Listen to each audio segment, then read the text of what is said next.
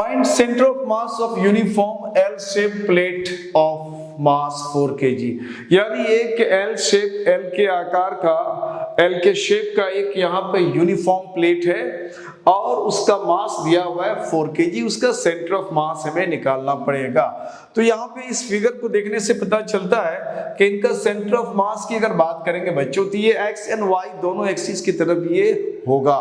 चूंकि ये x axis इधर है, ये y एक्सिस इधर है, तो हम लोग इसको देखते हैं, इसके कोऑर्डिनेट के हिसाब से समझ में आ जाएगा हमें ये करना क्या है। तो कोऑर्डिनेट के हिसाब से इसको देखने से पता ये चल रहा है बच्चों, ये पता चलता है कि यहाँ पे अगर आप देख रहे हो, जैसे यहाँ ये फिगर यहाँ से 0 to यहाँ पे x कोऑर्डिनेट यहाँ पे 2 है। इसका मतलब है यहाँ से लेकर के यहाँ तक जो डिस्टेंस है आपका ये 2 है, ये डिस्टेंस आपको 2 है और मीटर में दिया हुआ है 2 मीटर है। उसके बाद इसका कोऑर्डिनेट यहाँ 1 1 है, तो यहाँ x कोऑर्डिनेट बच्चों यहाँ से यहाँ तक आपको, यहाँ से यहाँ तक आपको अगर देखोगे तो ये 1 मीटर हो जाएगा और ये डिस्टेंस यहाँ से यहाँ तक आपको 2 मीटर है। तो एक तो ये चीज आपको देखना है। अब उसके बाद अगर यहाँ पे इसका कोऑर्डिनेट देखो 1 3 का मतलब है x कोऑर्डिनेट यहाँ है और y कोऑर्डिनेट यहाँ से 3 है। तो y कोऑर्डिनेट ऑलरेडी यहाँ पे 1 आ चुका है। यहाँ से अगर हम कहेंगे ये हाइट 1 आ चुका है और इसका मतलब ये 2 चला है। इसका मतलब अगर देखा जाए, इसको अगर ब्लॉक्स बनाया जाए तो यहाँ पे 2 ब्लॉक और है यहाँ पे सेम साइज का। अब यहाँ सेम साइज का हमारे पास 4 ब्लॉक बन जाता है, 1 ब्लॉक, 2 ब्लॉक, 3 और 4। और इन सब का साइज अगर देखा जाए बच्चों तो सेम है। क्यों? क्योंकि ये जो हाइट है ये y का मतलब होता है 1 का मतलब है कि हाइट 1 है और ये वैल्यू भी हमारा 1 है। अगर यहाँ देखा जाए ये 1 है, इसका भी हाइट 1 है और इन सब का विड्थ ये 1 1 है और यहाँ से आप देख रहे हो 3 अगर है तो यहाँ से आपको ये आपने y यहाँ से कितना रखा, 1 रखा, इसका मतलब ये 2 है और ये 3 है, यानी चारों ब्लॉक स्क्वायर शेप का हो गया। अब हमारे पास ये 4 ब्लॉक है, 4 ब्लॉक स्क्वायर शेप का है।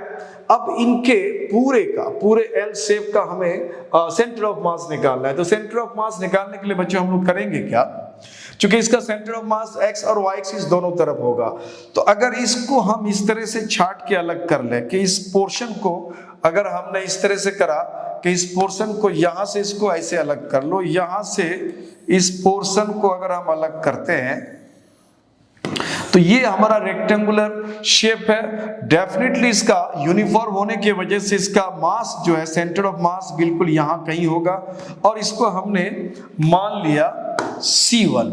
इसके सेंटर ऑफ मास को हमने C1 मान लिया इस पोर्शन का। ये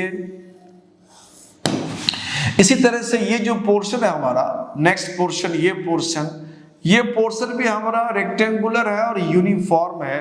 डेफिनेटली इसका मास भी कहीं पे यहाँ पे होगा, तो ये यूनिफॉर्म होने की वजह से मास बिल्कुल एक सेंट्रल पॉइंट जो है वहां पे होगा, तो यहाँ पे इसका मास होगा।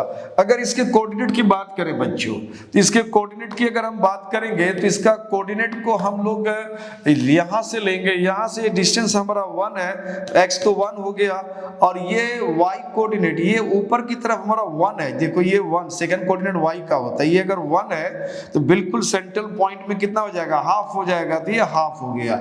इसी तरह से अगर इसके कोऑर्डिनेट की बात करते हैं तो यहां से लेके यहां तक तो ये हमारा 1 है, बिल्कुल सेंट्रल पॉइंट अगर है तो इसका मतलब ये हुआ कि ये डिस्टेंस हमारा हाफ हो जाएगा।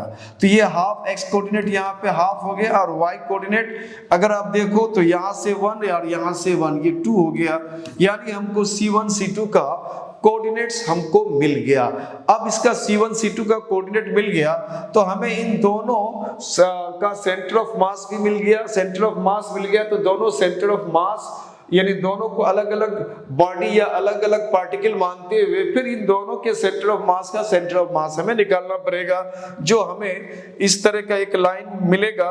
उस लाइन पे हमें ये सेंटर ऑफ मास मिलने की संभावना है। यहाँ से यहाँ के बीच ये यहाँ पे इस जगह में इस लाइन पर उसका सेंटर ऑफ मास कहीं पे होगा, तो हमें इसका सेंटर ऑफ मास इस लाइन पे पता करना है, यानी इस लाइन पे किस जगह होगा उसको हम लोग निकालेंगे। तो यहाँ से लेकर के यहाँ तक एक लाइन ड्रॉ कर देते हैं हम लोग, और उस लाइन के हिसाब से इसका सेंटर ऑफ मास यहाँ कहीं होगा। तो अब सेंटर ऑफ मास मान लिया जाए कि यहाँ कहीं है, जिसका हमें कोऑर्डिनेट पता करना है। तो अब यहाँ का कोऑर्डिनेट पता करने के लिए मैंने पहले ही कहा कि इस शेप को देखने के बाद पता चलता है, और एक्सिस ऑलरेडी मेंशन है, तो इसका जो सेंटर ऑफ मास है एक्स और वाई दोनों एक्सिस के लॉन्ग होगा। तो अगर एक्स एक्सिस के लॉन्ग की बात करते हैं तो हम लोग बोलते हैं इसका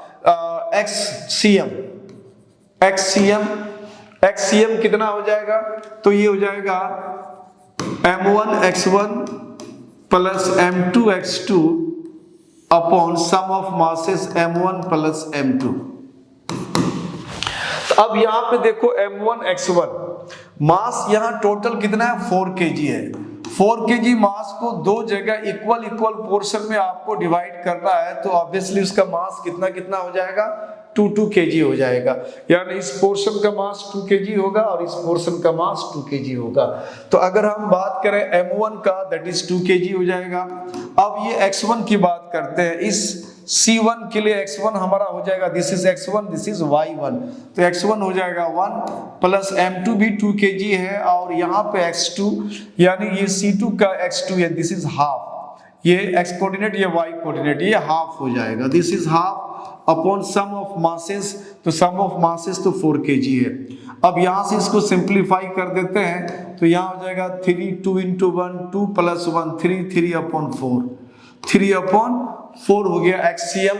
उसके बाद हमें YCM निकालना है, centre of mass along Y axis. अब Y एक्सिस के लिए निकालेंगे तो फिर हमारा जो फॉर्मूला है बच्चों, ये m1 y1 plus m2 y2 है upon sum of the masses, यानी m1 प्लस m2 है।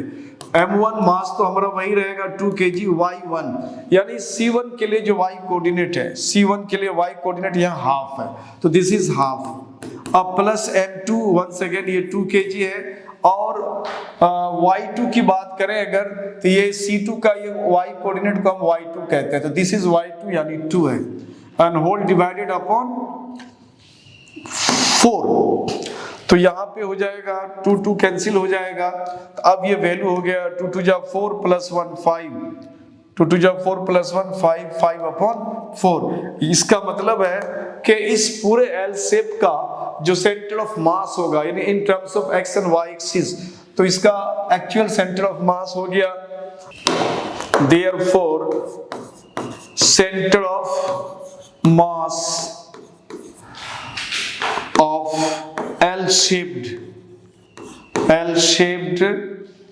प्लेट का जो सेंटर ऑफ मास हो जाएगा बच्चों, तो ये सेंटर ऑफ मास हो जाएगा, इसको यहाँ मैं कर सेंटर ऑफ मास यहाँ पे मैं इक्वल कर देता हूँ, ये हो जाएगा पहले x कोऑर्डिनेट हो जाएगा, x कोऑर्डिनेट कितना हो जाएगा इसका 3/4, और उसके बाद y कोऑर्डिनेट हो जाएगा 5/4, तो ये उसका सेंटर ऑफ मास हो गया L शेप्ड प्लेट का, जो यूनिफॉर्मली उसका मास बटा हुआ है।